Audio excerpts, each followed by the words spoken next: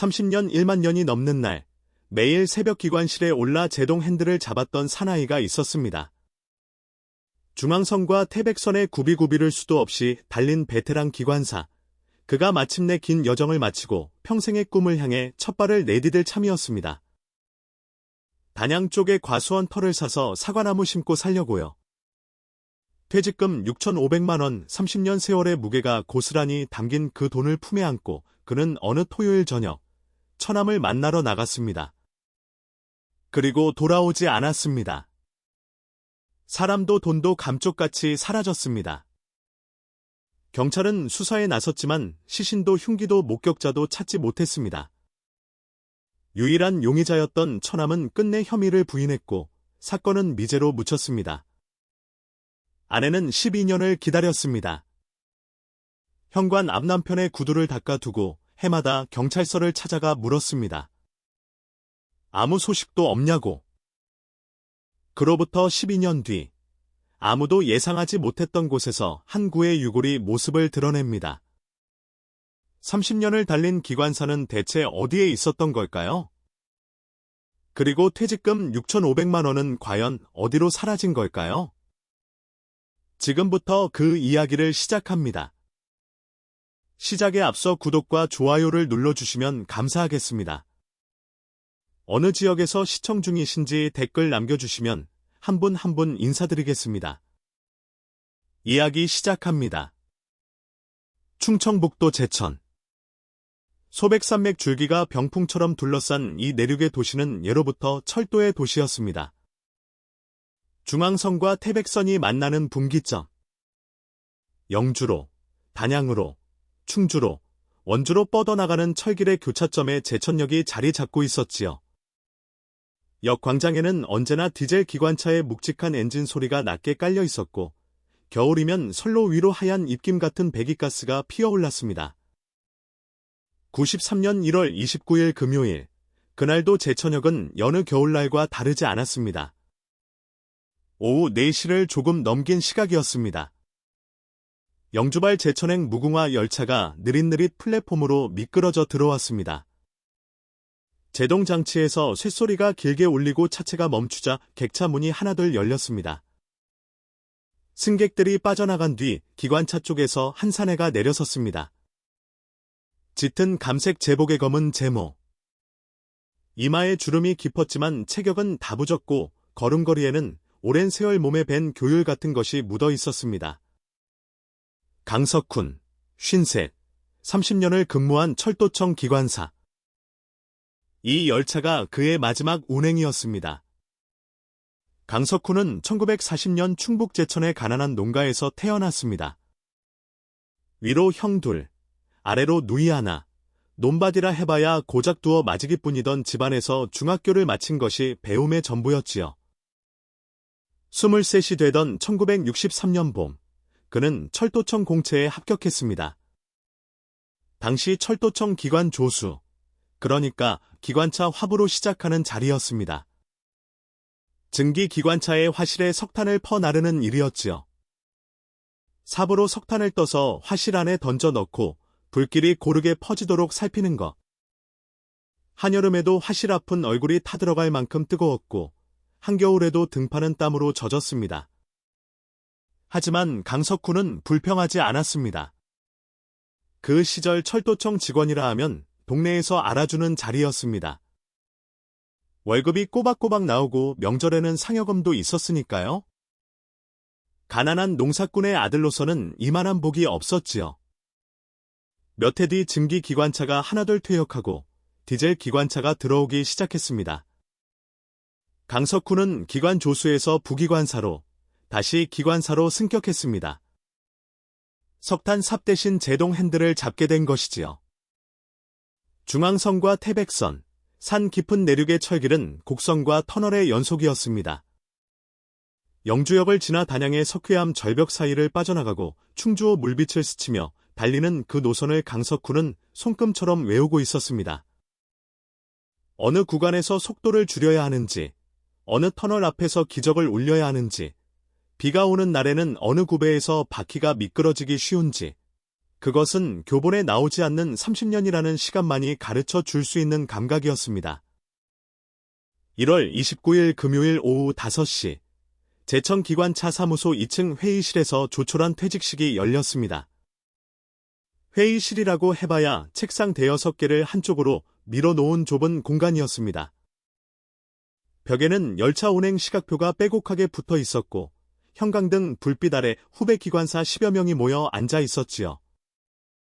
한편에 놓인 접이식 탁자 위에는 떡과 과일이 담긴 쟁반, 그리고 소주 몇 병이 놓여 있었습니다. 소장이 감사패를 건넸습니다. 강석훈 기관사, 1963년 입사 이래 30년간 무사고 운행으로 철도 발전에 크게 기여하였기에 이 패를 드립니다. 박수가 터져 나왔습니다. 강석훈은 감사패를 받아들고 한동안 말없이 내려다보았습니다.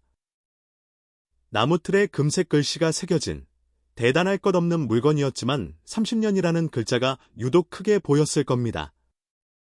한 말씀 하시지요. 소장이 권하자 강석훈은 머쓱한 듯 목을 가다듬었습니다.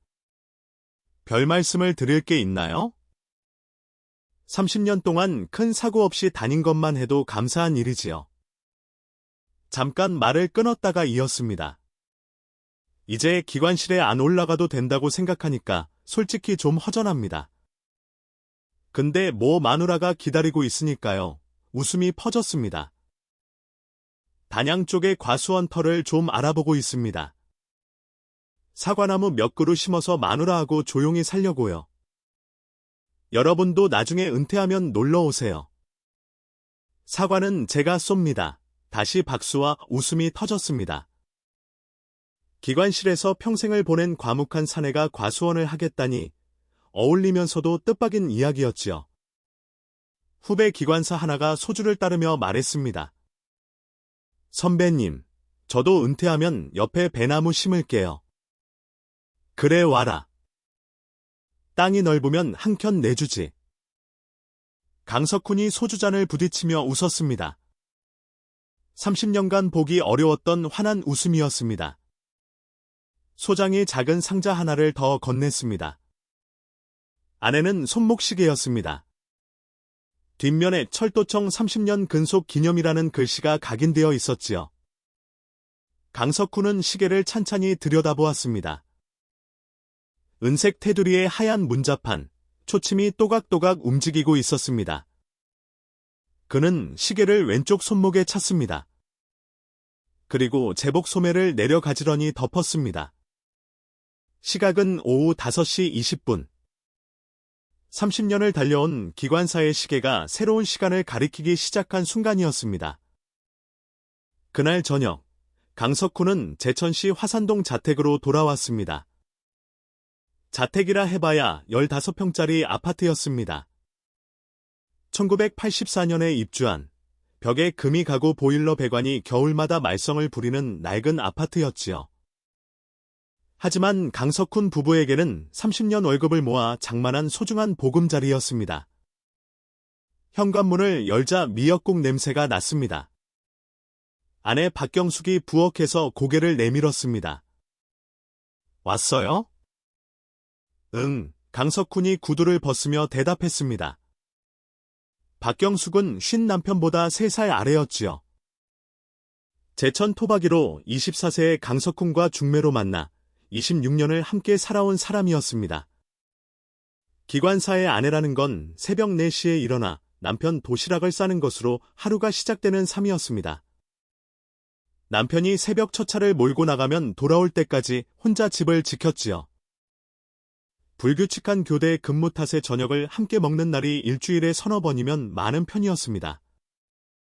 그런 세월이 30년이었으니 부부 사이에 많은 말이 필요하지 않았습니다. 좁은 거실 식탁에 미역국과 반찬이 놓였습니다. 마주 앉은 부부, 아들과 딸이 곁에 없는 조용한 저녁이었습니다. 강석훈이 서류 봉투 하나를 식탁 위에 올려놓았습니다. 퇴직금이 나왔어. 박경숙이 봉투를 바라보았습니다. 묵직했습니다. 봉투 안에는 퇴직금 명세서 한 장과 함께 은행에서 인출한 현금 다발이 빼곡하게 들어 있었습니다. 강석훈이 퇴직금을 수령하자마자 곧장 은행 창구에서 전액 현금으로 찾아온 것이었지요. 땅을 보러 다니다가 마음에 드는 곳이 있으면 바로 계약금을 쳐야 하니까 현금을 들고 있어야 한다는 것이 강석훈의 생각이었습니다. 6,500만 원, 철도청 30년 근속 퇴직금. 1993년 당시로서는 적지 않은 돈이었습니다. 제천 시내의 작은 아파트 한 채를 살 수 있는 금액이었고 알뜰히 쓰면 노후 몇 년은 버틸 수 있는 돈이기도 했지요. 박경숙은 숫자를 들여다보다가 입을 열었습니다. 내일 바로 은행에 넣어요. 이런 큰 돈을 집에 두면 안 돼요. 며칠만 기다려봐. 단양 땅 보러 가야 하는데 마음에 드는 곳이 있으면 계약금을 바로 쳐야 하니까. 강석훈의 대답에 박경숙의 눈썹이 살짝 좁혀졌습니다. 그 과수원 이야기는 좀 더 생각해보자고 했잖아요. 우리가 농사를 뭘 안다고? 나무 심는 건 뭐 별거 있나? 배우면 되지. 기관차 모는 거하고 나무 키우는 거하고 뭐가 달라? 같지. 아침에 일어나서 부지런히 돌보면 되는 건 매한가지야. 박경숙은 더 따지지 않았습니다. 남편이 30년을 기다려 온 꿈이라는 걸 알고 있었으니까요. 퇴직하면 단양의 땅을 사서 과수원을 하겠다는 이야기를 10년은 넘게 들어왔습니다. 처음에는 막연한 소리로 들렸지만 해가 갈수록 강석훈의 눈빛이 진지해지는 것을 박경숙도 느끼고 있었지요. 다만 박경숙에게는 한 가지 걱정이 있었습니다. 50이 넘은 나이에 농사일을 새로 시작한다는 것, 퇴직금을 땅에 묻어버리면 되돌리기 어렵다는 것, 만약 과수원이 실패하면 노후 자금이 통째로 날아가는 셈이니까요. 하지만 그 걱정을 끝까지 밀고 나가지는 못했습니다. 30년을 새벽마다 기관실에 올라 열차를 몰아온 남편이었습니다. 그 사람이 원하는 것을 마지막까지 막을 수는 없었지요. 그날 밤, 강석훈은 봉투를 안방장롱 서랍에 넣어두었습니다. 6,500만 원, 30년 세월의 대가이자 남은 인생의 종자돈. 서랍이 닫히는 소리가 조용한 밤 안방에 작게 울렸습니다. 퇴직 후의 나날은 조용했습니다. 30년간 새벽 4시에 울리던 알람 시계를 꺼놓으니 아침이 갑자기 길어졌습니다. 강석훈은 아침을 먹고 나면 할 일이 없었습니다. 거실 소파에 앉아 텔레비전을 보거나 동네 슈퍼 앞에서 이웃 어르신들과 장기를 두는 것이 하루의 전부였지요. 박경숙은 그런 남편이 안쓰러우면서도 한편으로는 좋았습니다. 30년 만에 아침을 함께 먹는 남편이었으니까요. 하지만 강석훈의 머릿속은 과수원 생각으로 가득했습니다. 틈만 나면 단양 쪽 부동산 이야기를 꺼냈고 신문의 부동산란을 유심히 들여다보았습니다. 적성면에 나온 밭이 평당 얼마라느니, 매포읍이 수확철에 일조량이 좋다느니 그런 이야기를 밥상머리에서 혼잣말처럼 중얼거렸지요. 박경숙은 들은 척만척 반찬을 집어먹으며 고개를 끄덕여줄 뿐이었습니다. 퇴직한 지 열흘쯤 지난 어느 날이었습니다. 오후에 전화벨이 울렸습니다. 수화기를 든 것은 강석훈이었습니다. 잠시 통화를 하더니 수화기를 내려놓고 아내에게 말했습니다. 최동식한테서 왔어. 할 이야기가 있다는데 토요일 저녁에 잠깐 보기로 했어. 최동식, 박경숙의 남동생이었습니다. 최동식은 박경숙보다 8살 아래인 42이었습니다. 같은 제천 출신이었지요. 키가 크고 말이 많은 사람이었습니다. 어릴 때부터 손재주가 있어서 무엇이든 뚝딱 만들어냈지만 한 가지 일을 끈기 있게 밀고 나가는 성격은 아니었습니다. 25 무렵 서울로 올라가 공장에서 일하다가 30 즈음에 제천으로 돌아왔습니다. 이유는 분명하지 않았지만 서울 생활이 맞지 않았던 모양이었지요. 제천으로 돌아온 최동식이 처음 시작한 것은 자동차 부품 가게였습니다. 제천역 뒤편 골목에 허름한 가게를 얻어 시작했는데 3년을 버티지 못하고 문을 닫았습니다.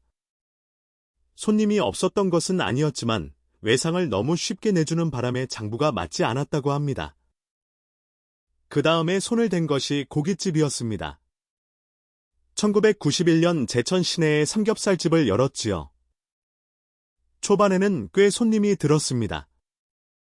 하지만 경기가 나빠지면서 매출이 뚝 떨어졌고 가게를 열 때 빌린 돈의 이자가 눈덩이처럼 불어나기 시작했습니다. 1992년 여름, 고깃집은 결국 폐업했습니다. 남은 것은 빚뿐이었습니다. 은행, 빚, 사채까지. 정확한 금액은 박경숙도 알지 못했지만 남동생의 형편이 좋지 않다는 것은 주변 이야기를 통해 어렴풋이 알고 있었습니다. 박경숙은 시집간 누나로서 할 수 있는 만큼은 했습니다. 명절에 만나면 용돈 10만 원, 20만 원을 봉투에 넣어 건네곤 했고 강석훈도 처남의 형편이 어렵다는 이야기를 들으면 못 들은 척하지 않는 사람이었지요. 최동식과 강석훈, 처남과 매형의 사이가 나쁘지는 않았습니다. 명절이면 나란히 앉아 소주잔을 기울이기도 했고 최동식이 가게를 열 때 강석훈이 격려의 말을 건넨 적도 있었습니다. 다만 박경숙은 한 가지가 신경 쓰였습니다. 남동생이 할 이야기가 있다고 한 부분이었지요. 최동식이 그런 식으로 말할 때는 대체로 돈 이야기일 때가 많았습니다. 경험으로 아는 것이었지요. 박경숙은 남편에게 물었습니다. 무슨 이야기래요? 안 그랬어. 만나서 하자고만 했어. 혹시 또 돈 이야기 아니에요? 강석훈은 잠깐 침묵하다가 대답했습니다. 글쎄, 뭐 그래도 처남인데 만나서 이야기는 들어봐야지. 박경숙은 더 묻지 않았습니다.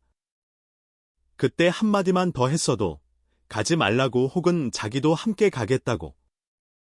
그 한마디가 모든 것을 바꿀 수 있었을지도 모릅니다. 하지만 그날의 박경숙은 고개를 돌려 설거지를 계속했을 뿐이었습니다. 2월 13일 토요일, 그날이 다가오고 있었습니다. 1993년 2월 13일 토요일, 아침부터 하늘이 흐렸습니다. 제천 시내에는 밤사이 내린 눈이 채 녹지 않아 골목마다 질퍽한 물기가 남아 있었지요. 바람이 차가웠지만 해가 지기 전까지는 그럭저럭 견딜만한 추위였습니다. 강석훈은 오후 내내 텔레비전 앞에 앉아 있었습니다. 토요일 오후 텔레비전이라 해봐야 볼만한 것이 그리 많지 않았지요. 채널을 이리저리 돌리다가 결국 꺼버리고 신문을 펼쳤습니다. 박경숙은 부엌에서 저녁 준비를 하고 있었습니다. 넣을 두부를 썰고 있었는데 거실 쪽에서 남편이 일어서는 기척이 들렸습니다. 저녁 6시 무렵이었습니다. 강석훈이 안방에서 외출복으로 갈아입고 나왔습니다. 회색 점퍼에 검은 바지. 30년 기관사 생활로 다져진 다부진 체격에 퇴직 후의 여유가 슬며시 묻어나는 차림이었습니다. 처남 만나고 올게. 늦지 않을 거야. 박경숙은 부엌에서 고개만 돌렸습니다. 술 너무 마시지 말아요. 내일 교회 가야 해요. 알았어. 현관에서 구두를 신는 소리가 들렸습니다. 그리고 문이 닫혔습니다. 덜컥. 그 소리가 박경숙이 남편에 대해 기억하는 마지막이었습니다. 현관문이 닫히는 아무렇지도 않은 소리. 되돌려 듣고 싶어도 되돌릴 수 없는 딱 한 번의 소리였지요. 강석훈은 돌아오지 않았습니다. 저녁 9시가 되어도 돌아오지 않았습니다. 10시가 되어도 11시가 되어도 현관문은 열리지 않았습니다.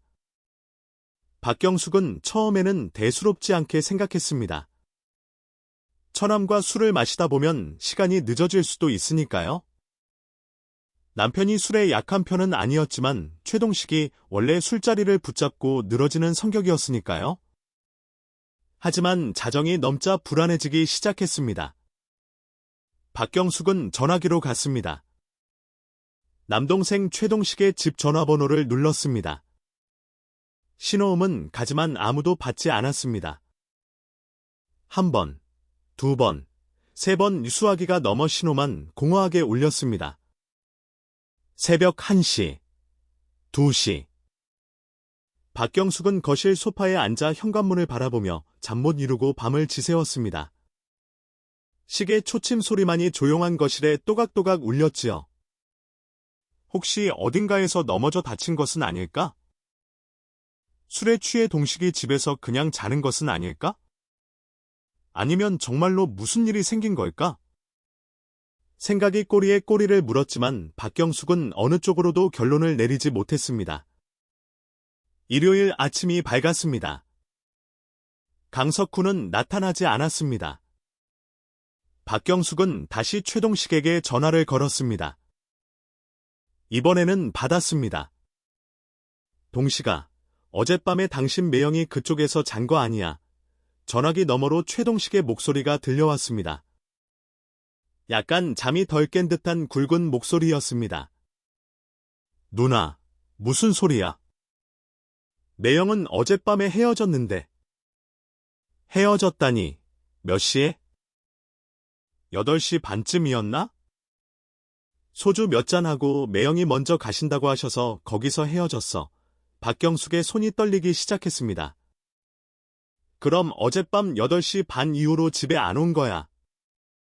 지금까지 전화기 너머로 잠깐 침묵이 흘렀습니다. 누나, 진짜 매형이 아직도 안 왔어? 안 왔어. 하룻밤을 안 왔다고. 최동식의 목소리가 조금 높아졌습니다. 그건 이상하다. 분명히 헤어질 때 집에 간다고 하셨는데 어디 다른 데 들르신 거 아닐까? 어디를 들러? 이 사람이 갈 데가 어디 있다고? 박경숙의 목소리에 울음기가 섞였습니다. 최동식은 자기도 찾아보겠다고 말하고 전화를 끊었습니다. 일요일 하루가 지나갔습니다. 강석훈은 나타나지 않았습니다. 월요일 아침에도 현관문은 열리지 않았습니다. 박경숙은 더 이상 기다릴 수 없었습니다. 1993년 2월 15일 월요일 오전 10시, 박경숙은 제천경찰서 민원실을 찾았습니다. 접수 창구에 앉은 경찰관에게 떨리는 목소리로 말했습니다. 남편이 토요일 저녁에 나간 뒤로 돌아오지 않습니다. 실종 신고가 접수되었습니다. 담당 형사는 강력반 소속 이성우 경위였습니다. 40대 초반, 제천에서만 15년을 근무한 형사였지요. 체격이 다부지고 말이 적은 편이었는데 사건을 맡으면 끈질기게 물고 늘어지는 것으로 소문난 사람이었습니다. 이성우 경위는 박경숙을 조사실로 안내한 뒤 기본적인 사항부터 확인했습니다. 실종자 성명 강석훈, 나이 53, 직업 철도청 퇴직기관사, 마지막으로 목격한 시각 2월 13일 토요일 저녁 6시경. 외출 당시 복장 회색 점퍼에 검은 바지. 만나기로 한 상대는 처남 최동식. 이성우가 물었습니다. 실종자의 건강 상태는 어떻습니까? 혹시 치매 증상이나 정신적으로 어려운 점은 없었습니까? 건강합니다. 30년 동안 결근 한 번 안 한 사람이에요. 가출 가능성은요? 부부 사이에 다툼이 있었다거나 없었어요. 퇴직금 나와서 과수원 터보러 다닐 생각에 들떠 있었는데 뭐가 불만이라고 나가겠어요? 이성우의 손이 멈췄습니다. 볼펜 끝이 조서 위에서 잠깐 머물렀지요. 퇴직금이요? 금액이 얼마나 됩니까? 6,500만 원이요. 그 돈은 지금 어디에 있습니까? 박경숙이 말을 잇지 못했습니다. 생각해보니 남편이 나갈 때 돈을 갖고 나갔는지 확인하지 않았던 것입니다. 지금 바로 확인해 주셔야 합니다. 이성우가 말했습니다. 박경숙은 경찰서에서 곧장 집으로 달려갔습니다. 안방으로 들어가 장롱 서랍을 열었습니다. 서랍은 비어 있었습니다. 퇴직금이 들어있던 서류 봉투가 사라져 있었습니다. 박경숙은 서랍 앞에 주저앉았습니다. 이불 밑도, 옷장 안도, 신발장 위도 뒤졌지만 봉투는 어디에도 없었습니다. 6,500만 원, 남편과 함께 돈도 감쪽같이 사라진 것이었습니다. 사건의 성격이 달라졌습니다. 단순 실종이 아니었습니다. 대금을 소지한 상태에서의 실종. 이성우 경위의 표정이 굳어졌습니다. 수사가 본격적으로 시작되었습니다. 가장 먼저 확인한 것은 강석훈의 마지막 동선이었습니다. 같은 아파트 주민 김모 씨가 진술했습니다. 토요일 저녁 6시 10분쯤이었을 겁니다. 강 기관사님이 아파트 정문을 나가시는 걸 봤어요. 회색 잠바를 입고 계셨는데 별다른 점은 없었습니다. 혼자셨어요. 아파트 정문 이후의 동선은 확인되지 않았습니다. 당시 제천 시내에 방범용 폐쇄회로 텔레비전이 설치된 곳은 거의 없었으니까요. 거리에서 강석훈을 보았다는 사람도 나타나지 않았습니다. 토요일 저녁 6시 10분. 그것이 강석훈이 세상에 남긴 마지막 흔적이었습니다. 경찰이 다음으로 찾아간 곳은 최동식의 집이었습니다. 최동식은 제천 시내 외곽, 의림지 쪽으로 올라가는 길목의 낡은 연립주택에 살고 있었습니다. 3층짜리 회색 건물 2층. 복도는 장판 냄새와 연탄가스 냄새가 섞여 있었고 현관문 앞에는 고무신이 어지럽게 놓여 있었지요. 2월 16일 화요일 오전, 이성우 경위가 동료 형사 한 명과 함께 최동식의 집을 방문했습니다. 문을 연 최동식은 키가 크고 마른 체격이었습니다. 눈이 작고 광대뼈가 튀어나온 얼굴이었는데 표정은 의외로 담담했습니다. 경찰서에서 나왔습니다. 내용 대신은 강석훈 씨 실종 건으로 몇 가지 여쭈어 볼 게 있습니다. 네, 누나한테 들었습니다. 매형이 아직도 안 돌아오셨다면서요? 저도 걱정이 돼서 잠을 못 잤습니다. 이성우가 최동식을 마주보고 앉았습니다.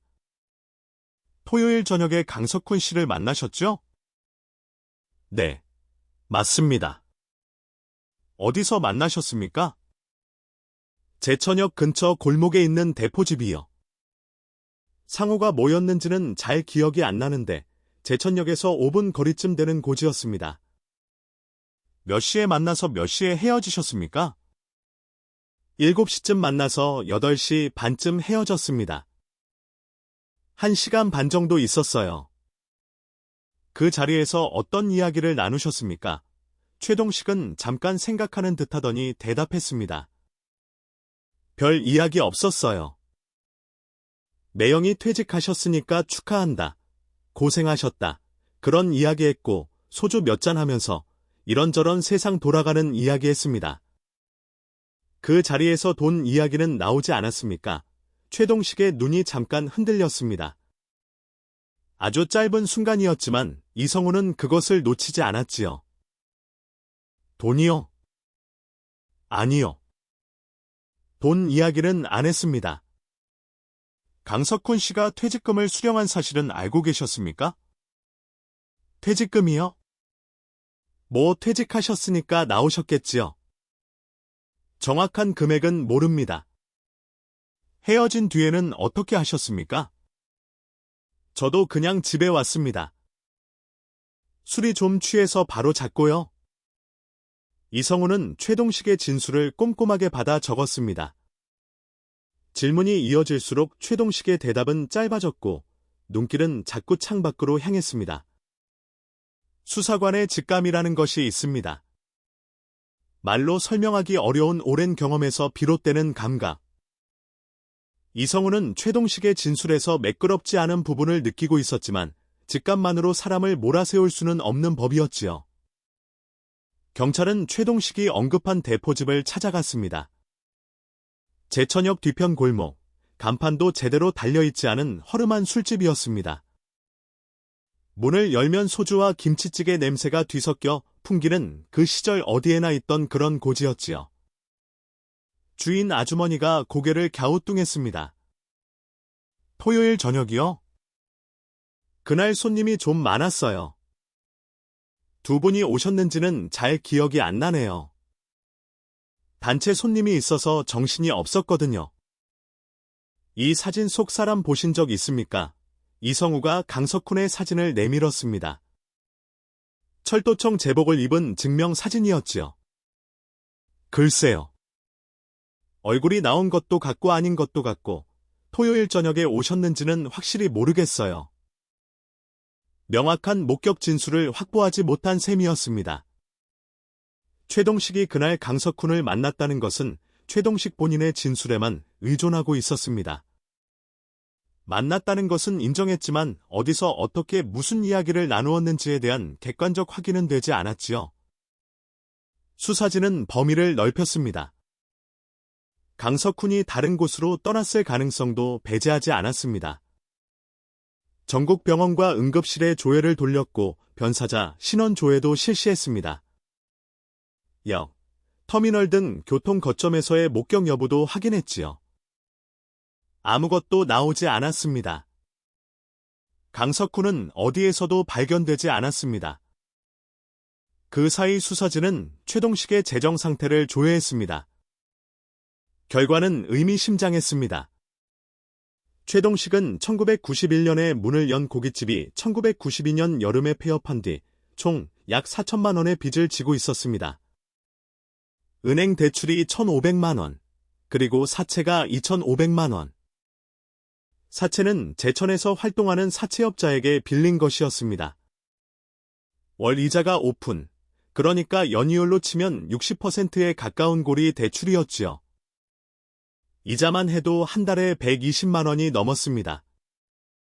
일용직 수입이 고작 월 5, 60만 원이던 최동식으로서는 이자조차 감당할 수 없는 금액이었습니다. 독촉은 거세졌고 급기야 1993년 초에는 사채업자 쪽에서 집에까지 사람을 보내 압박했다는 이야기가 이웃 주민들 사이에서 나돌았습니다. 돈이 급했다. 매형에게 퇴직금이 나온 것을 알고 있었다. 실종 직전에 매형을 만났다. 동기, 기회, 접점 세 가지가 모두 갖춰져 있었습니다. 하지만 결정적인 것이 빠져 있었습니다. 증거. 수사팀은 최동식의 연립주택을 수색했습니다. 영장을 발부받아 집 안 구석구석을 뒤졌지요. 좁은 원룸 형태의 방이었습니다. 싱크대와 가스 레인지가 한쪽 벽에 붙어 있었고 장판 바닥에 이불이 개어져 있었습니다. 옷가지 몇 벌, 라면 박스, 빈 소주병, 형편이 궁핍하다는 것이 한눈에 보이는 살림이었지요. 감식반이 투입되었습니다. 루미놀 반응 검사를 실시했지만 혈흔은 발견되지 않았습니다. 강석훈의 소지품도 범행에 사용되었을 만한 도구도 나오지 않았습니다. 집안은 깨끗했습니다. 너무 깨끗했다고 느낀 수사관도 있었지만 깨끗하다는 것은 증거가 아니었지요.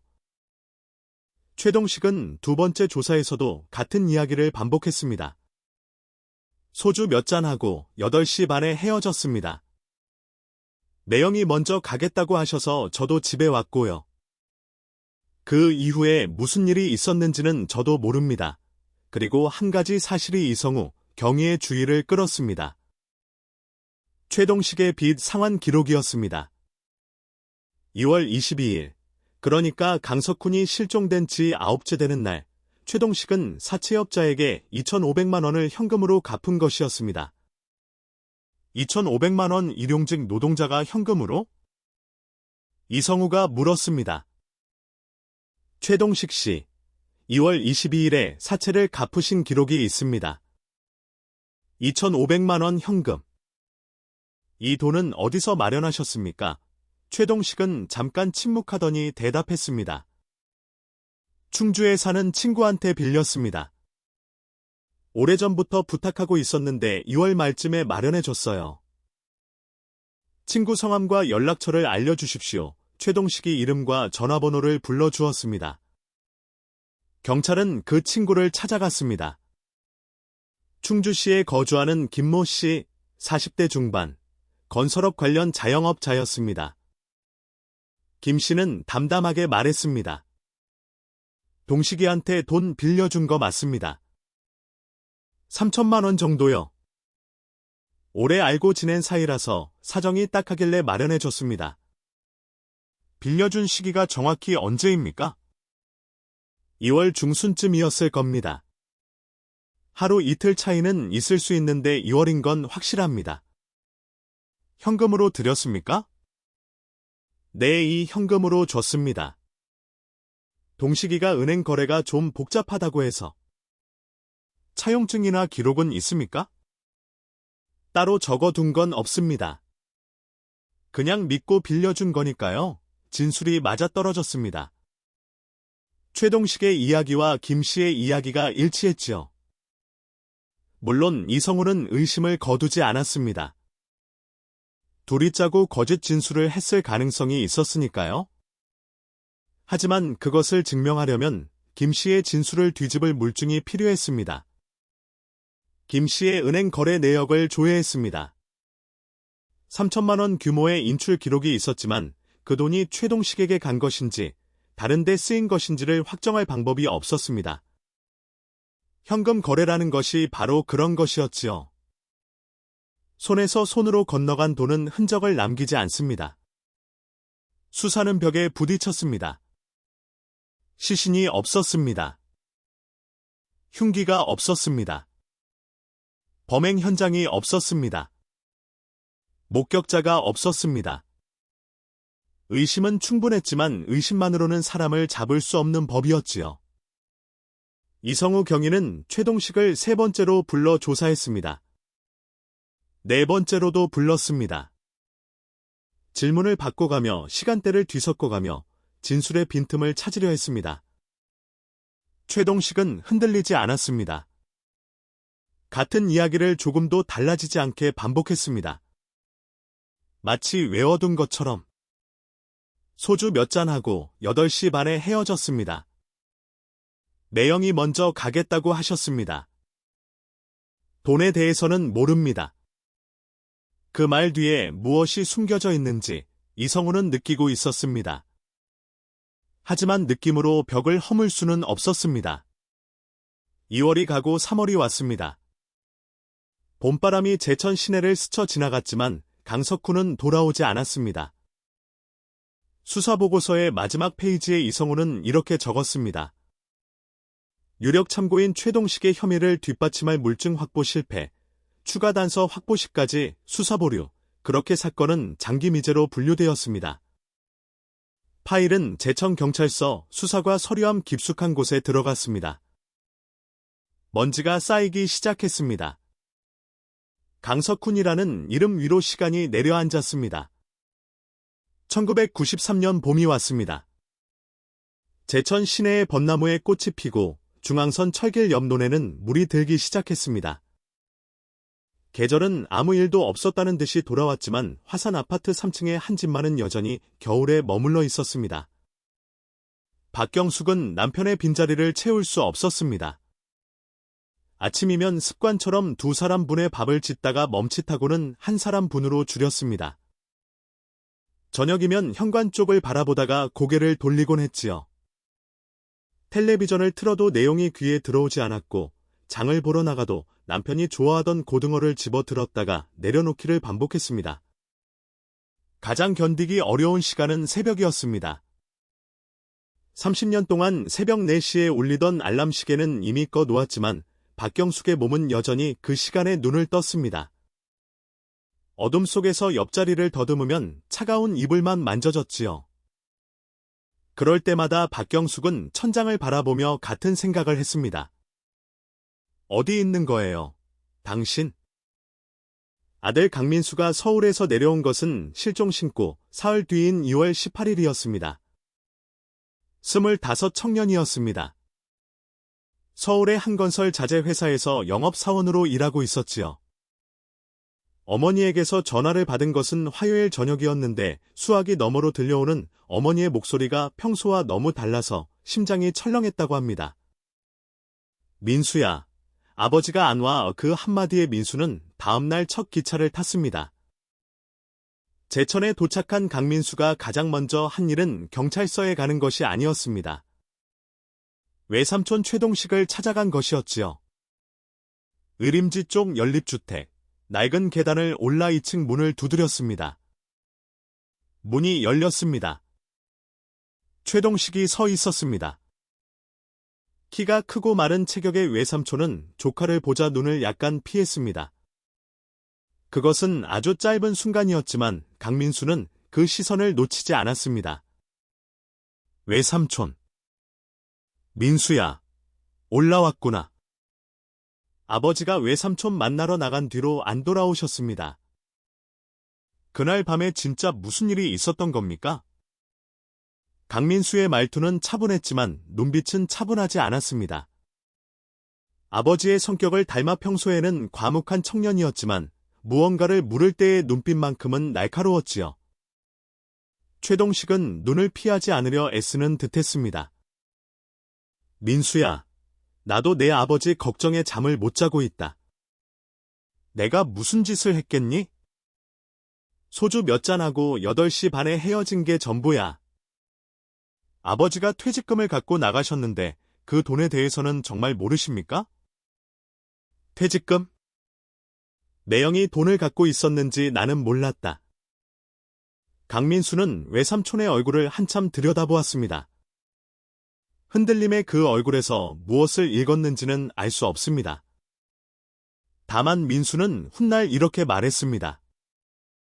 그때 외삼촌 눈을 보고 느꼈습니다. 이 사람은 뭔가를 알고 있다고. 근데 증거가 없으니까 더 물을 수가 없었어요. 25짜리 집감이 무슨 소용입니까? 강민수는 제천에 며칠을 머물렀습니다. 경찰서에도 가고 아버지가 자주 가시던 슈퍼 앞에도 가보고 제천역 근처 골목도 돌아다녀 봤습니다. 아무것도 찾지 못했습니다. 서울로 돌아가는 기차 안에서 강민수는 창밖만 바라보았습니다. 중앙선 철길, 아버지가 30년을 달렸던 그 길 위를 아들은 아무것도 하지 못한 채 되돌아가고 있었습니다. 딸 강수진은 대전에서 내려왔습니다. 22, 대학교 3학년이었지요. 수진이는 오빠와 달리 외삼촌을 찾아가지 않았습니다. 어머니 곁에 머물며 집안일을 도왔습니다.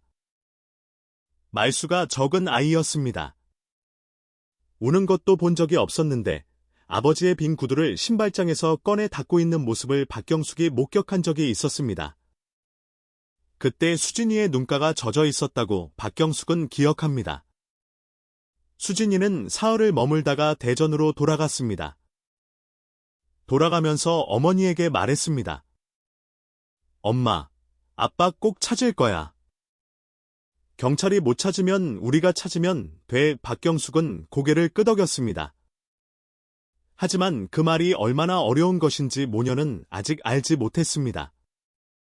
수사에 진전이 없다는 통보를 받은 것은 3월 말이었습니다. 이성우가 직접 박경숙의 자택을 찾아왔습니다. 좁은 거실에 마주 앉은 이성우의 표정은 무거웠습니다. 솔직히 말씀드리겠습니다. 현재까지 강석훈 씨의 소재를 확인하지 못했고 범죄의 혐의를 입증할 물증도 확보하지 못했습니다.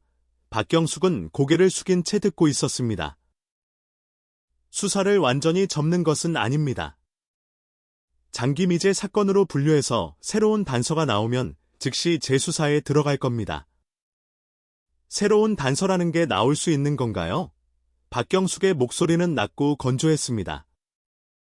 울음도 분노도 아닌 체념에 가까운 어조였지요.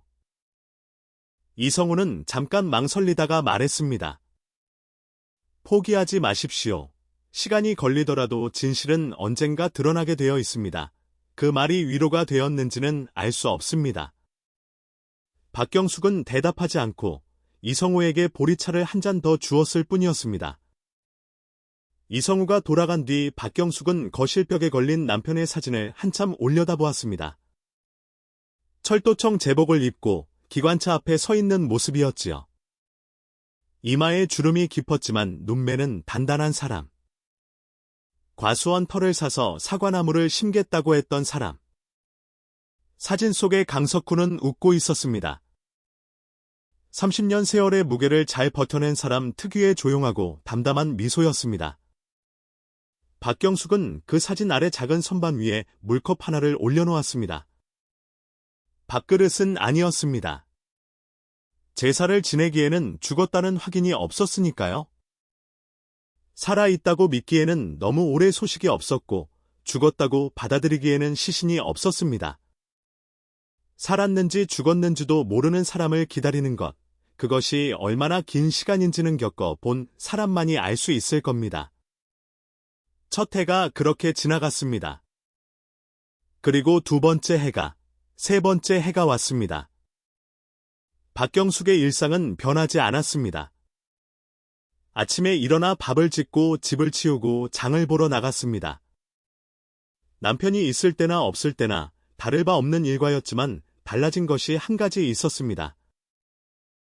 현관 앞 남편의 구두를 일주일에 한 번씩 꺼내 닦는 일이었습니다. 검은 가죽 구두, 강석훈이 퇴직날 신고 갔던 것과 같은 종류의 구두로 여벌로 남아있던 것이었지요. 박경숙은 그 구두에 구두약을 바르고 마른 걸레로 닦아 신발장에 다시 넣어 두었습니다. 돌아오면 바로 신을 수 있도록. 이웃 주민들은 박경숙을 안쓰럽게 바라보았습니다. 누군가는 직접 물었습니다. 경숙 씨, 남편 양반 실종 신고 안 풀었어? 안 풀었어요. 이제 몇 년이야? 세째요. 사람들은 더 이상 묻지 않았습니다. 무슨 말을 해야 할지 몰랐을 테니까요. 박경숙은 해마다 한 번씩 봄이 오면 제천 경찰서를 찾아갔습니다. 민원 창구에 앉아 같은 질문을 했습니다. 강석훈 실종 사건, 새로운 소식 없습니까? 돌아오는 대답은 늘 같았습니다. 새로운 단서가 나오면 바로 연락드리겠습니다. 그 말을 듣고 돌아서는 박경숙의 등이 해가 갈수록 조금씩 굽어졌습니다. 한편 최동식은 제천을 떠났습니다. 강석훈이 실종된 해의 가을이었습니다. 짐이라 해봐야 옷까지 몇 벌과 이불 한 채가 전부였지요. 연립주택방을 빼고 아무에게도 알리지 않고 제천을 벗어났습니다. 나중에 알려진 바로는 충주로 갔다고 합니다. 충주시 외곽에 싸구려 단칸방을 잡고 건설 현장 일용직으로 일했습니다. 콘크리트를 치고 벽돌을 나르고 철근을 묶는 일이었지요. 하루 품삯이 3만 원이던 시절이었습니다. 최동식은 누나인 박경숙에게 연락하지 않았습니다. 명절에도 부모 제삿날에도 얼굴을 보이지 않았습니다. 박경숙의 입장에서는 복잡한 심경이었을 겁니다. 남편이 남동생을 만나러 나간 날 사라졌고 경찰은 남동생을 의심했습니다. 박경숙 자신도 그 의심을 완전히 떨쳐내지 못하고 있었지요. 하지만 남동생이 정말로 그런 짓을 저질렀을 거라고 단정 짓기에는 피를 나눈 동기라는 사실이 너무 무거웠습니다. 그래서 박경숙은 남동생을 찾지 않았습니다. 최동식도 누나를 찾지 않았습니다. 두 사람 사이에는 말로 꺼낼 수 없는 것이 놓여 있었고 그것은 시간이 지나도 사라지지 않았습니다. 침묵. 그것이 남매 사이에 남은 전부였습니다. 세월은 멈추지 않았습니다. 1995년 박경숙의 시어머니가 세상을 떠났습니다. 장례식장에서 박경숙은 상주석에 혼자 앉았습니다. 남편이 있어야 할 자리에 남편이 없었습니다. 조문객들이 뭐라고 위로의 말을 건넸지만 박경숙은 고개만 숙일 뿐이었지요. 1997년 아들 강민수가 결혼했습니다.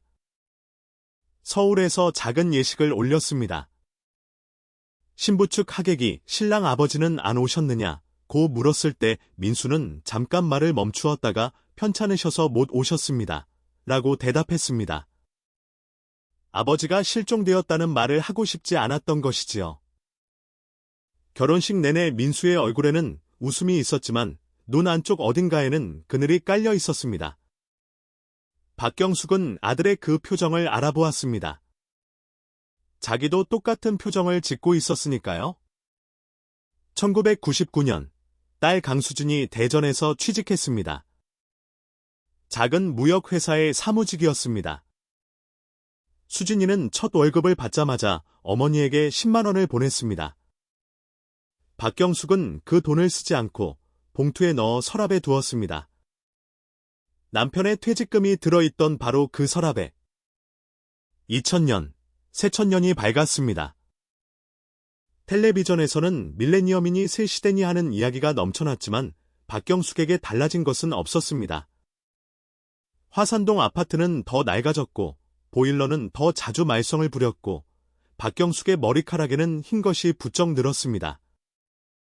강민수는 아버지를 포기하지 않았습니다.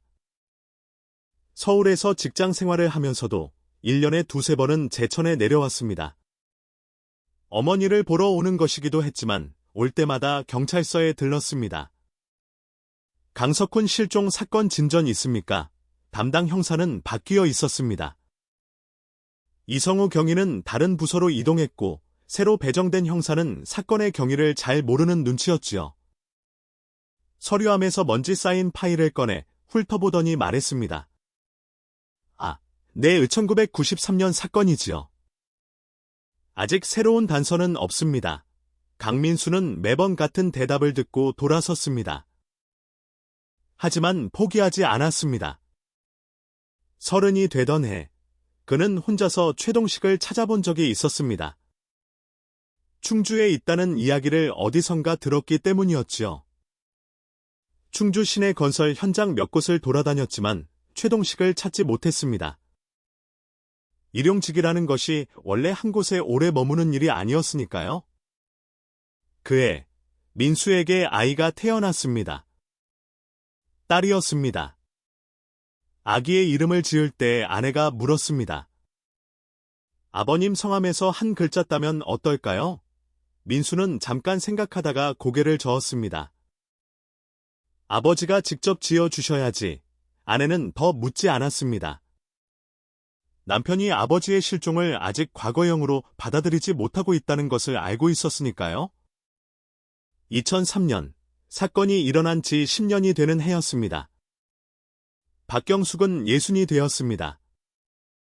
남편이 사라졌을 때 쉰이었던 여자가 환갑을 맞이한 것이었지요. 수진이가 환갑잔치를 하자고 했지만 박경숙은 고개를 저었습니다. 아버지도 없이 무슨 잔치를 하니 그 말에 수진이는 입을 다물었고 민수는 어머니의 손을 잡았을 뿐이었습니다.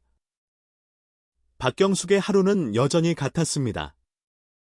아침에 일어나 밥을 짓고 거실을 치우고 남편의 구두를 닦고 벽에 걸린 사진 속 강석훈은 변하지 않았지만 사진 아래 서 있는 박경숙은 10년 전과 많이 달라져 있었습니다. 허리가 굽어졌고 무릎이 시큰거렸으며 눈이 침침해져서 바늘에 실을 꿰기가 어려워졌습니다. 그래도 박경숙은 봄이 올 때마다 경찰서를 찾아갔습니다.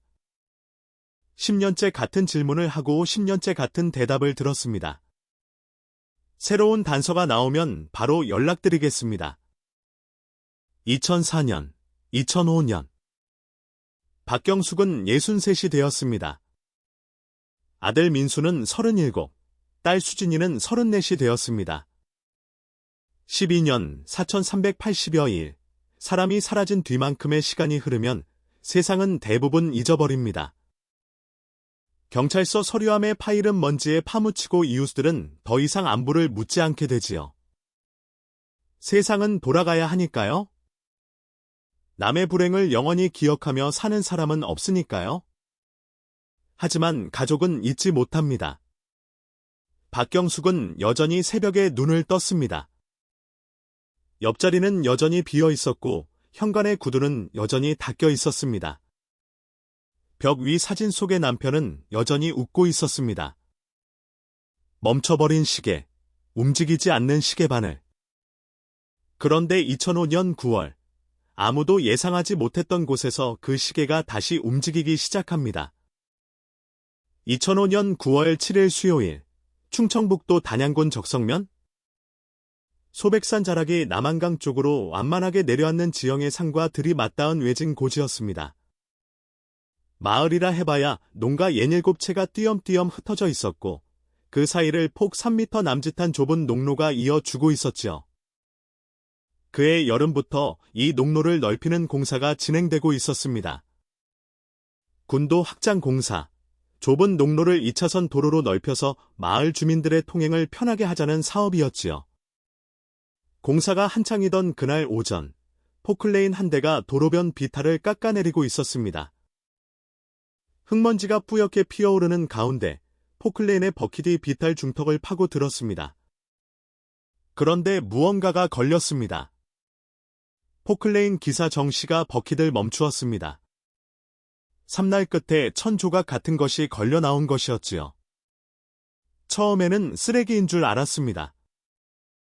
시골 비탈에 오래된 이불이나 옷가지가 묻혀있는 일이 드물지 않았으니까요. 정 씨가 포클레인에서 내려 가까이 다가갔습니다. 흙을 손으로 걷어내다가 그는 멈칫했습니다. 1000조각 안에 하얀 것이 보였습니다. 뼈였습니다. 정 씨는 뒷걸음질 쳤습니다. 그리고 현장 감독에게 달려가 보고했습니다. 비탈에서 뼈가 나왔습니다. 사람 뼈 같습니다. 공사가 즉시 중단되었습니다. 신고를 받은 단양경찰서가 가장 먼저 현장에 도착했습니다. 경찰관 2명이 비탈 주변에 출입 통제선을 쳤습니다. 이어서 충북지 방경찰청 과학수사대가 출동했지요. 과학수사대원들이 비탈에 격자 무늬를 그리고 흙을 한 층씩 조심스럽게 걷어냈습니다. 부두로 흙을 털어내고 소형삽으로 조금씩 파내는 작업이었습니다. 서두르면 안 되는 일이었지요. 유골의 상태와 배치가 사인을 밝히는데 결정적 단서가 될 수 있으니까요. 오후 늦게까지 이어진 발굴 작업 끝에 한 구의 유골이 온전한 형태로 수습되었습니다. 지표면 아래 약 1m 깊이 비닐과 흙으로 대충 덮여 있었습니다. 매장이라고 부르기에도 민망한 급하게 묻은 흔적이었지요. 유골과 함께 발견된 것은 3가지였습니다. 첫째, 남성용 점퍼의 잔해. 원래 색은 알아볼 수 없을 정도로 사가 있었지만 지퍼의 금속 부분과 안감의 일부가 남아 있었습니다. 둘째, 갈색 가죽 벨트. 가죽이 대부분 부식되었으나 버클은 형태를 유지하고 있었지요. 셋째, 손목 시계 하나, 왼쪽 팔뼈 부근에서 발견되었습니다. 시계줄은 거의 사가 없어졌지만 금속 케이스는 형태를 유지하고 있었습니다. 초침은 멈춰 있었고 유리면은 흙으로 뒤덮여 있었지요. 과학수사대원이 시계를 조심스럽게 집어 올렸습니다. 흙을 가볍게 털어내자 시계 뒷면에 무언가 새겨져 있는 것이 보였습니다. 부식이 심해서 즉석에서 판독하기는 어려웠지만 글자가 있다는 것은 확인할 수 있었습니다. 유골과 유품은 충북경찰청 감식실로 이송되었습니다. 감식 결과가 나온 것은 열흘 뒤였습니다. 유골은 남성이었습니다. 골격의 특징과 치아 마모 상태로 미루어 사망 당시 나이는 50대 초중반으로 추정되었습니다. 사망 후 경과 시간은 최소 10년 이상. 매장 환경과 토양 성분을 고려하면 12년에서 13년 사이로 보는 것이 합당했지요. 그리고 결정적인 소견이 있었습니다. 두개골 후두부, 그러니까 뒷머리 아랫부분에 심한 함몰 골절이 확인된 것입니다. 감식관의 소견은 이랬습니다. 둔기에 의한 강한 타격으로 발생한 골절입니다. 골절 부위의 형태와 깊이로 보아 삽이나 쇠파이프와 같은 길쭉한 형태의 둔기일 가능성이 높습니다. 이 정도의 충격이라면 즉사하거나 의식을 잃은 뒤 출혈로 사망했을 것으로 판단됩니다. 타살이었습니다. 의심의 여지가 없는 명백한 타살. 사건은 단양경찰서의 단순 유골 발견에서 충북경찰청 관할 사건으로 격상되었습니다. 신원 확인이 급선무였습니다. 이름 없는 유골. 이 뼈의 주인이 누구인지를 밝히지 못하면 수사는 한 발짝도 나아갈 수 없었지요. 충북경찰청 미제 사건 수사팀은 2가지 경로로 신원 추적에 나섰습니다. 첫째, 치아 기록 대조. 유골에 남아있는 치아의 치료 흔적을 전국 치과 기록과 대조하는 작업이었습니다. 하지만 12년 이상 된 치과 기록은 대부분 폐기된 상태였고 유의미한 결과를 얻지 못했습니다. 둘째, 장기 실종자 명단 대조. 이쪽이 훨씬 현실적인 경로였습니다. 수사팀은 조건을 좁혔습니다. 유골 발견 현장에서 직선거리 30km 이내, 사망 추정 시기와 겹치는 실종 시점, 50대 초중반 남성. 충북 지역 장기 실종자 명단이 화면에 떠올랐습니다. 수십 건의 목록 가운데 조건에 부합하는 사례는 많지 않았습니다. 그 가운데 한 사람의 이름이 수사관의 눈에 들어왔습니다. 1993년 2월 실종, 충청북도 제천시 화산동 거주, 당시 나이 53세, 남성, 직업 철도청 퇴직기관사, 퇴직 직후 실종. 강석훈. 수사관이 화면을 들여다보았습니다. 제천경찰서에서 작성한 1993년 수사보고서가 첨부되어 있었습니다. 퇴직금 6,500만 원 소지 상태에서 실종. 유력 참고인 처남 최동식. 물증 미확보. 장기 미제 분류. 유골 발견 현장은 단양군 적성면. 강석훈의 거주지였던 제천시 화산동에서 자동차로 40여 분 거리. 그리고 강석훈이 과수원터를 알아보겠다고 했던 곳이 바로 단양이었습니다. 우연이라고 하기에는 겹치는 것이 너무 많았지요. 수사팀은 서울에 거주하는 강민수에게 연락했습니다.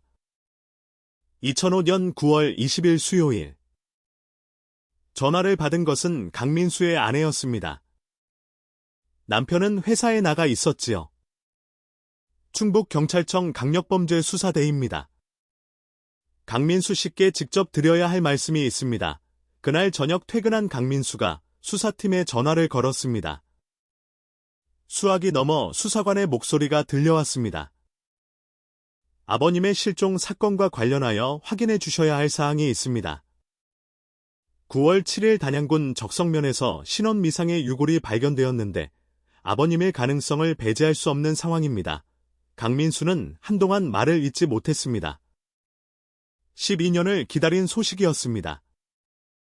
아버지에 관한 무엇이든 어떤 형태로든 알고 싶었던 것은 사실이었지요. 하지만 이런 형태로 오기를 바란 적은 한 번도 없었습니다. 아버지의 유골이라는 겁니까? 아직 확정된 것은 아닙니다. 신원 확인을 위해 DNA 감정이 필요합니다. 혈액 채취에 협조해 주실 수 있겠습니까? 가겠습니다. 민수의 대답은 짧았습니다. 전화를 끊고 한참을 거실에 서 있었다고 아내는 나중에 말했습니다. 뭐라고 말을 걸어도 대답하지 않고 그냥 서 있었다고요. 사흘 뒤, 강민수는 청주의 충북경찰청을 방문했습니다. 혈액을 채취하고 수사관과 마주 앉았습니다. 수사관이 유골 발견 현장의 사진을 보여주었습니다. 흙 속에서 드러난 하얀 뼈, 그 옆에 놓인 유품들. 민수의 시선이 한 곳에서 멈추었습니다. 손목시계였습니다. 부식이 심했지만 은색 케이스의 형태가 눈에 익었습니다. 감식실에서 뒷면의 각인을 판독한 결과가 이미 나와 있었지요. 철도청 30년 근속 기념. 민수의 손이 떨렸습니다. 아버지 시계입니다. 퇴직 날 소장에게서 받아 왼쪽 손목에 차던 그 시계. 30년 세월의 마지막 선물. 그 시계가 12년 만에 흙 속에서 나온 것이었습니다. 물론 시계만으로는 신원을 확정할 수 없었습니다. DNA 감정 결과를 기다려야 했지요. 며칠이 지났습니다. 2005년 10월 5일 수요일, 감정 결과가 나왔습니다. 유골에서 추출한 DNA와 강민수의 DNA를 대조한 결과 부자관계가 확인되었습니다. 유전자 좌위 13개 항목 중 13개 전부가 일치했습니다. 오류 가능성은 사실상 0에 가까웠지요. 단양군 적성면의 외진 비탈에 묻혀있던 유골은 강석훈이었습니다. 12년 전 토요일 저녁에 집을 나선 기관사, 처남을 만나러 간다고 했던 53세 사내. 과수원 털을 사서 사과나무를 심겠다던 사람. 그가 이곳에 있었습니다. 길 아래 흙 속에 12년 동안. 강민수가 어머니 박경숙에게 전화를 건 날 저녁이었습니다. 엄마. 왜 그러니? 아버지 찾았어. 수화기 너머로 박경숙의 숨소리가 멈추었습니다. 그리고 한참 뒤에 물었습니다. 살아 계신 거니? 민수는 대답하지 못했습니다. 침묵이 대답이었지요. 박경숙도 더 묻지 않았습니다. 수화기 너머 울음소리만 들려왔습니다. 63세 여자가 12년 만에 남편의 소식을 들은 순간이었습니다.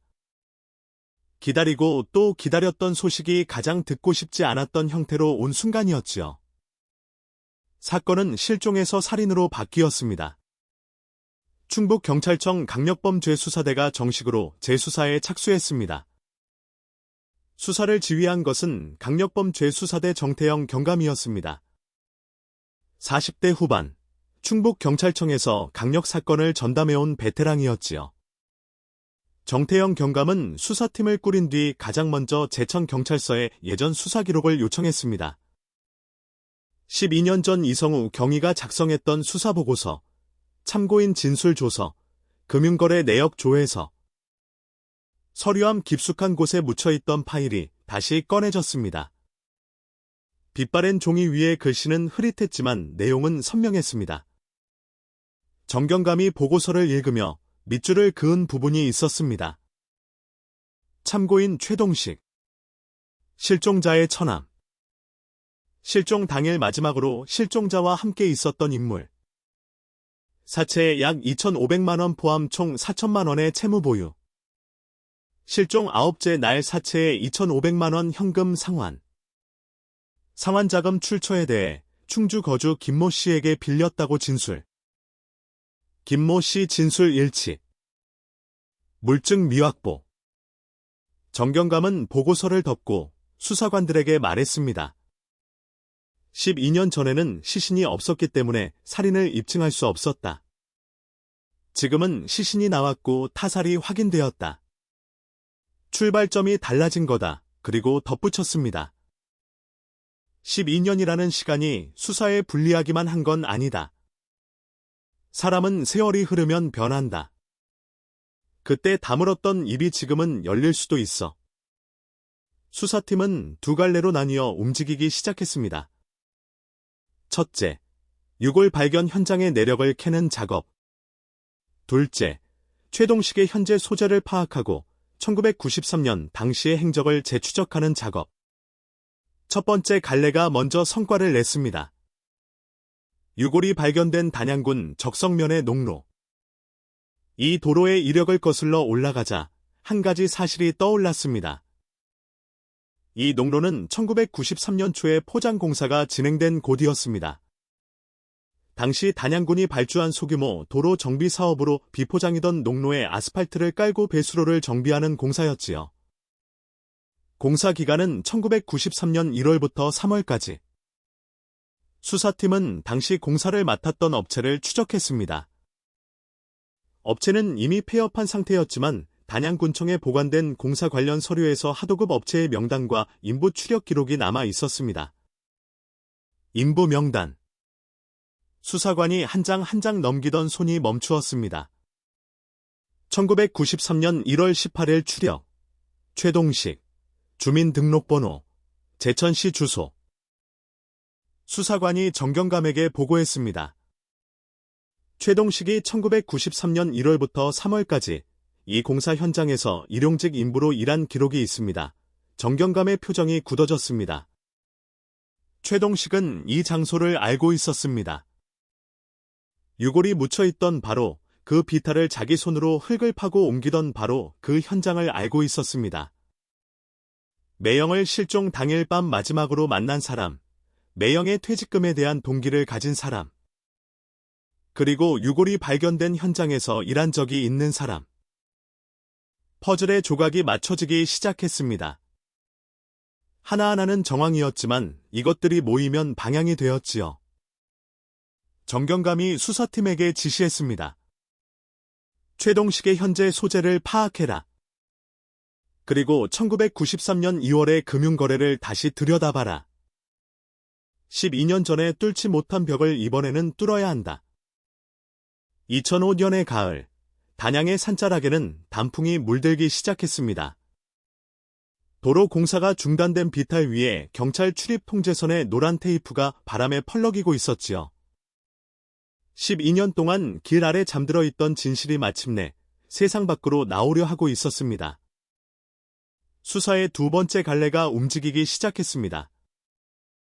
최동식의 1993년 2월 금융거래를 다시 들여다보는 작업이었지요. 정경감은 12년 전 수사 기록을 다시 펼치며 핵심을 짚었습니다. 당시 최동식은 사채업자에게 진 2,500만 원을 2월 22일에 현금으로 갚았습니다. 그 돈의 출처를 물었을 때 최동식은 충주에 사는 친구 김모 씨에게 빌렸다고 대답했지요. 김 씨도 빌려준 것이 맞다고 확인해 주었고 수사는 거기서 막혔습니다.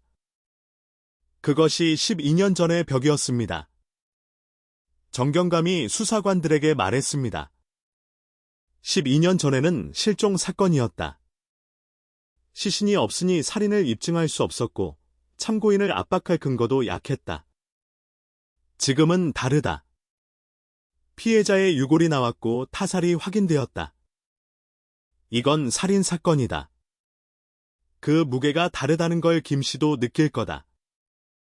2005년 10월 10일 화요일, 수사팀은 충주에 거주하는 김모 씨를 다시 찾아갔습니다.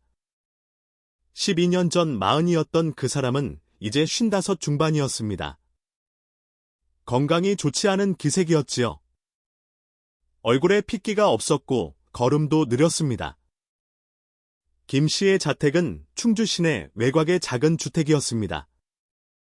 수사관 2명이 거실에 마주 앉았습니다. 형사가 서류 봉투에서 사진 한 장을 꺼내 탁자 위에 놓았습니다. 유골 사진이었습니다. 흙 속에서 드러난 하얀 두개골. 뒷면에 움푹 패인 한몰 골절 부위가 선명하게 보이는 사진이었지요. 김 씨의 얼굴이 굳어졌습니다.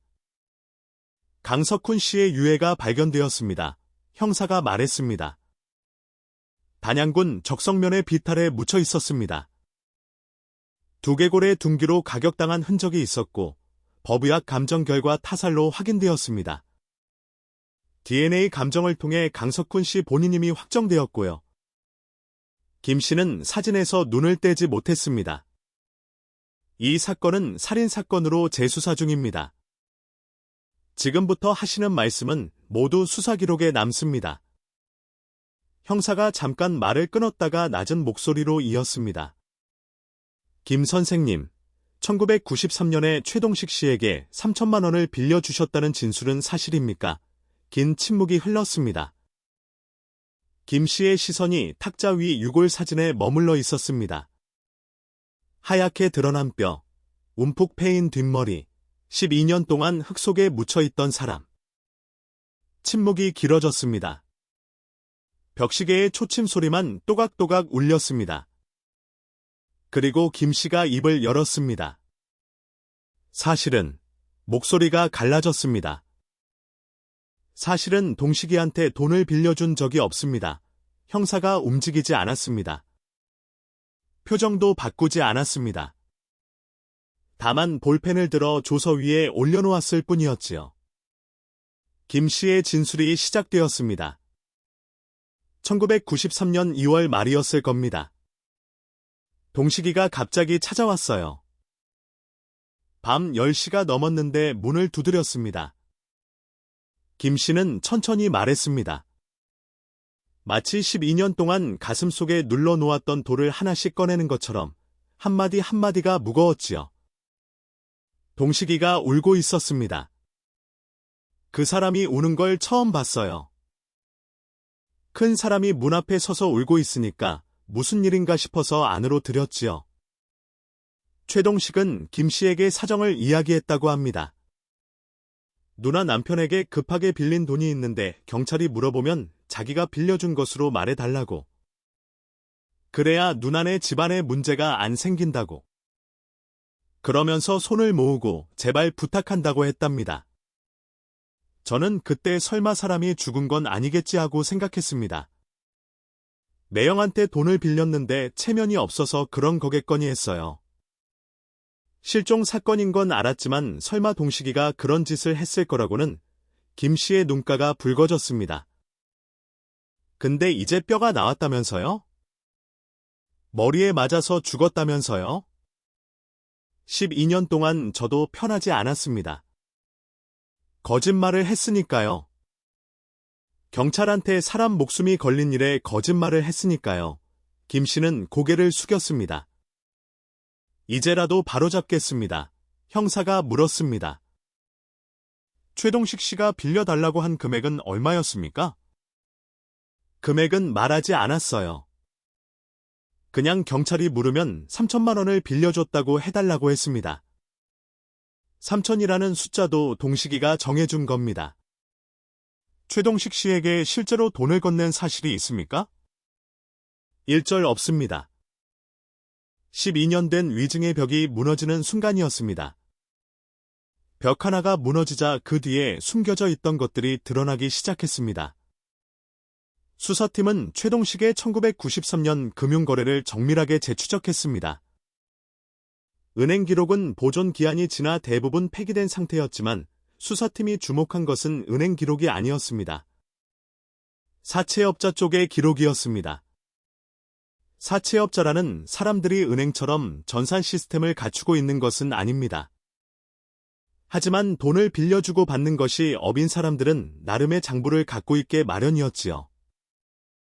빌려준 날짜, 금액, 이자율, 상환일자, 그런 것들을 빼곡하게 적어 놓은 이른바 사금융 장부라는 것이 있었습니다. 수사팀은 1993년 당시 최동식에게 돈을 빌려주었던 제천의 사채업자를 추적했습니다. 그 사채업자는 이미 사금융 영업을 접은 상태였지만 장부는 보관하고 있었습니다.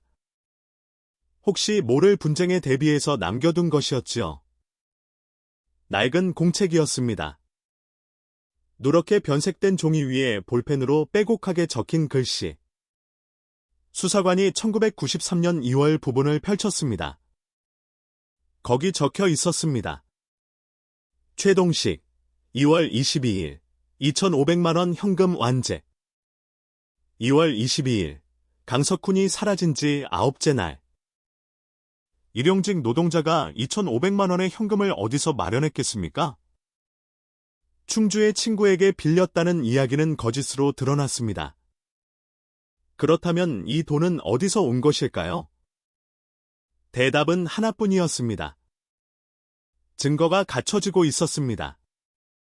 정리하면 이렇습니다. 하나. 최동식은 강석훈을 마지막으로 만난 사람이다. 둘. 최동식은 당시 사채를 포함해 약 4천만 원의 빚에 시달리고 있었다. 셋. 강석훈의 유골은 최동식이 일용직으로 일하던 단양군 적성면 농로 공사 현장의 비탈에서 발견되었다. 넷. 최동식은 강석훈 실종 9째 날에 사채 2,500만 원을 현금으로 갚았다. 다섯. 자금 출처로 제시한 충주 친구 김모 씨의 진술은 위증이었음이 확인되었다. 개별적으로는 정황 증거였습니다. 하지만 이것들이 한 방향을 가리키고 있었지요. 모두 최동식을 향해. 정태영 경감은 검찰과 협의한 뒤 체포 영장 없이 긴급하게 움직이기로 결정했습니다.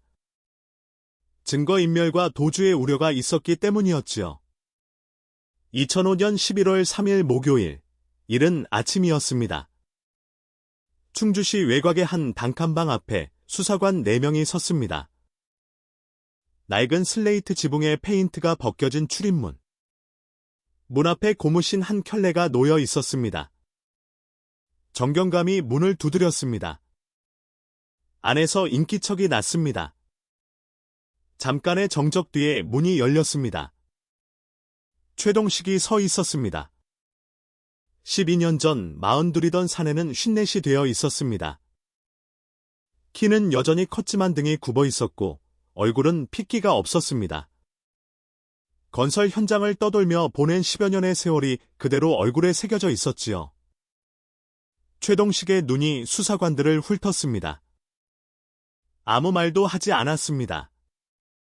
도망치려 하지도 않았습니다. 최동식 씨, 충북경찰청 강력범죄수사대입니다. 1993년 2월 강석훈 씨 사건의 혐의로 긴급 체포합니다. 최동식은 고개를 숙인 채 눈을 감았습니다. 그 자세로 3, 4초가 지났을까요? 그러고는 고개를 들어 정경감을 바라보았습니다. 눈이 붉었습니다. 최동식은 아무 말 없이 수사관들을 따라 나섰습니다. 좁은 방 안에는 이불 한 채와 라면 박스, 그리고 달력 하나가 벽에 걸려 있었습니다. 12년 전 의림지 쪽 연립주택과 크게 다르지 않은 궁핍한 살림이었습니다. 사채 2,500만 원을 갚고도 최동식의 삶은 나아지지 않았던 것입니다. 매형의 돈이 그의 인생을 바꿔주지는 못했던 것이지요. 충북경찰청 조사실. 최동식은 사흘 동안 묵비권을 행사했습니다. 질문에 대답하지 않았고 고개를 숙인 채 바닥만 바라보았습니다. 정경감은 서두르지 않았습니다. 셋째 날, 정경감이 조사실에 들어가 최동식의 맞은편에 앉았습니다. 사이에 놓인 탁자 위에 사진 한 장을 올려놓았습니다. 강석훈의 사진이었습니다. 유골 사진이 아니라 살아있을 때의 사진. 철도청 제복을 입고 기관차 앞에 서서 웃고 있는 사진이었지요. 박경숙이 벽에 걸어두었던 바로 그 사진이었습니다. 수사팀이 박경숙에게 부탁해서 받아온 것이었지요. 최동식은 사진을 보았습니다. 시선이 거기서 멈추었습니다. 정경감이 말했습니다. 매형 되시는 분입니다. 최동식 씨가 잘 아시는 분이지요. 최동식은 대답하지 않았습니다. 30년을 기관사로 일하신 분입니다. 퇴직하고 과수원을 하고 싶다고 하셨다지요. 사과나무를 심고 싶다고 최동식의 턱이 미세하게 떨렸습니다. 그분의 아내, 그러니까 최동식 씨의 누나 되시는 박경숙 씨는 12년을 기다렸습니다. 매일 아침 남편의 구두를 닦으면서 해마다 경찰서를 찾아가면서 살았는지 죽었는지도 모른 채 최동식의 어깨가 떨리기 시작했습니다. 그리고 아들 강민수 씨는 결혼식에 아버지를 모시지 못했습니다.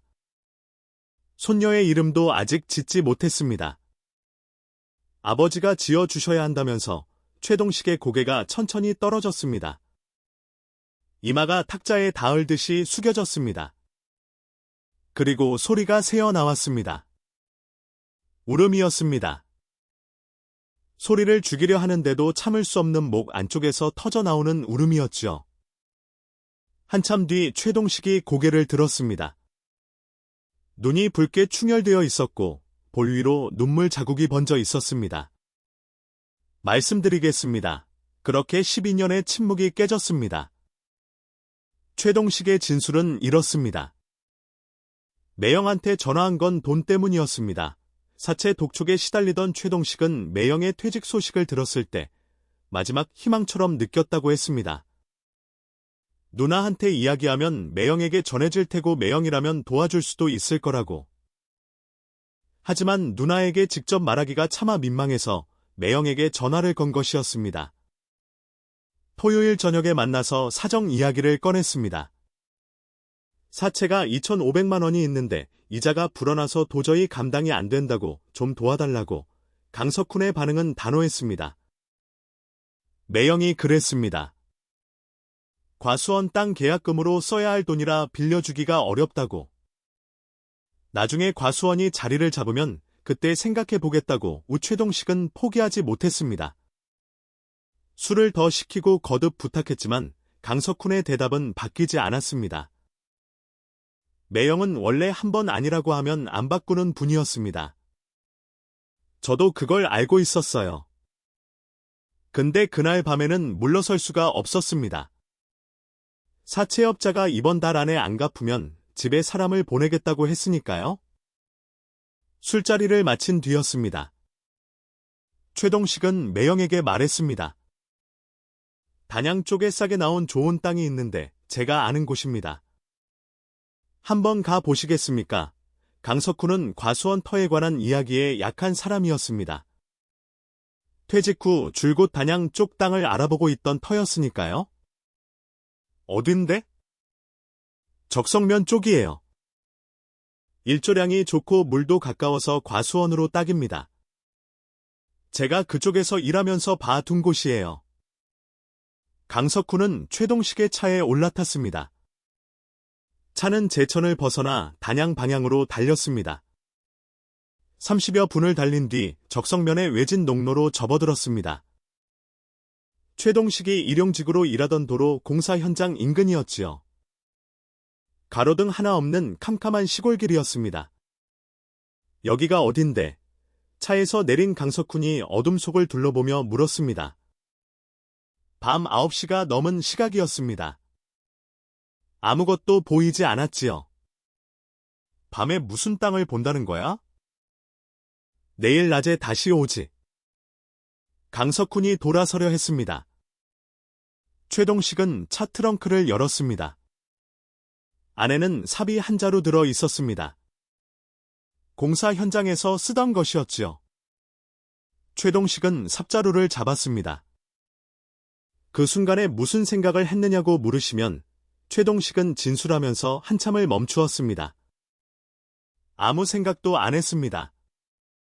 그냥 이렇게밖에 안 된다는 것만 머릿속에 있었습니다. 범행은 그렇게 일어났습니다. 뒤돌아선 매형의 뒷머리를 삽자루로 내리친 것이었습니다. 한 번이었습니다. 강석훈은 비명도 지르지 못하고 쓰러졌습니다. 최동식은 쓰러진 매형의 점퍼 안주머니를 뒤졌습니다. 서류 봉투가 있었습니다. 안에 현금이 들어 있었습니다. 6,500만 원. 최동식은 봉투를 자기 점퍼 안에 넣었습니다. 그리고 삽을 들어 비탈의 흙을 파기 시작했습니다. 공사 현장에서 삽질에 익숙해진 손이었습니다.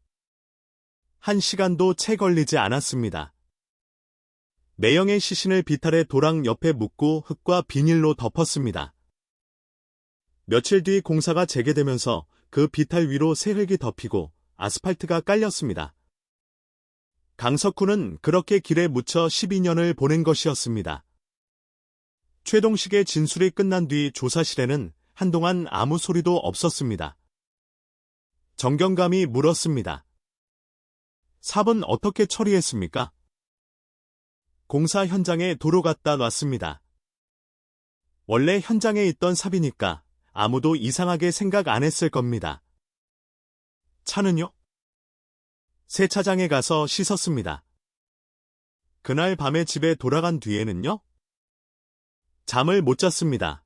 퇴직금의 행방도 밝혀졌습니다. 6,500만 원. 최동식은 그 돈을 이렇게 썼습니다. 사채 상환에 2,500만 원 2월 22일에 현금으로 갚았습니다.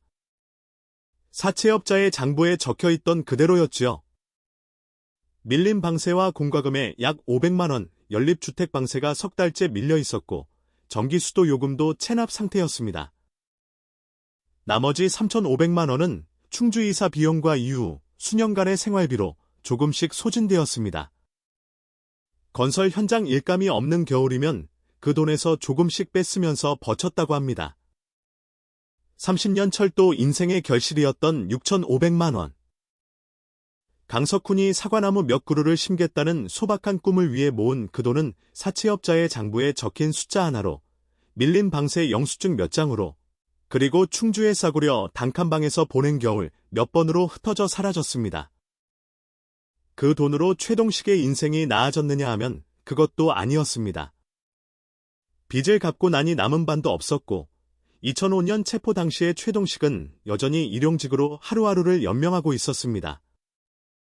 매형의 목숨을, 누나의 12년을, 조카들의 아버지를 앗아간 대가로 얻은 것이 고작 그것이었습니다.